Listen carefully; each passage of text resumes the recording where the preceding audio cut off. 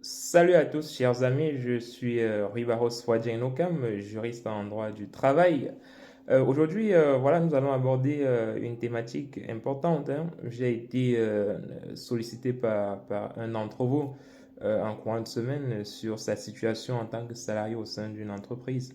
Il se trouve que la personne qui m'a saisi en question avait été recrutée dans le cadre d'un contrat de travail à durée déterminée et son contrat courait jusqu'au 31 décembre.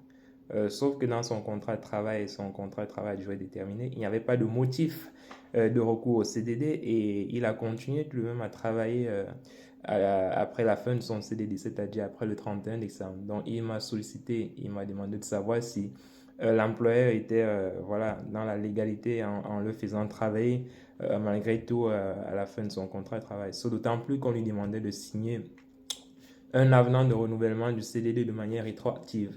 Donc, il m'a sollicité pour me demander si c'était légal tout ça.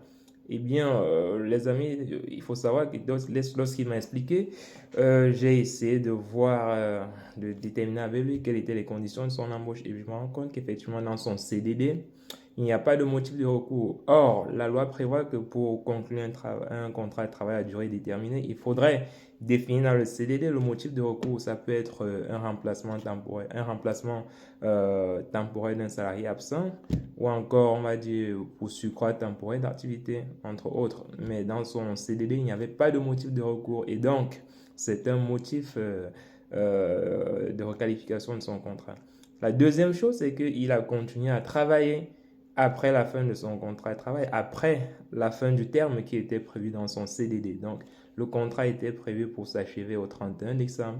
Donc, normalement, l'employeur aurait dû, avant la fin de son CDD, lui faire signer un avenant de renouvellement de son CDD, étant donné que le salarié remplacé voilà, n'était pas encore revenu de son arrêt. Donc, dans ce cas-là, voilà, l'employeur est effectivement dans l'illégalité et le salarié n'est pas obligé de signer l'avenant qu'on lui propose. Donc, il y a deux choses. Il peut demander la requalification de son contrat de travail à durée déterminée en contrat de travail à durée indéterminée. D'abord, parce que son CDD ne contient pas le motif de recours. Ensuite, il peut demander cette requalification parce qu'il a continué à travailler après l'expiration de son CDD qui justement devait prendre fin au 31 décembre.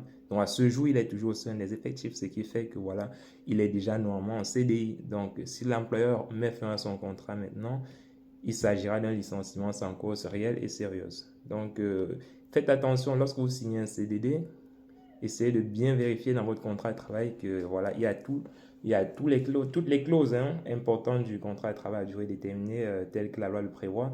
Et s'il n'y en a pas, voilà, vous pouvez, même à la fin de votre CDD, vous pouvez effectivement saisir le conseil des prud'hommes pour une demande de requalification de la relation de travail, du contrat de travail à durée déterminée en contrat de travail à durée indéterminée.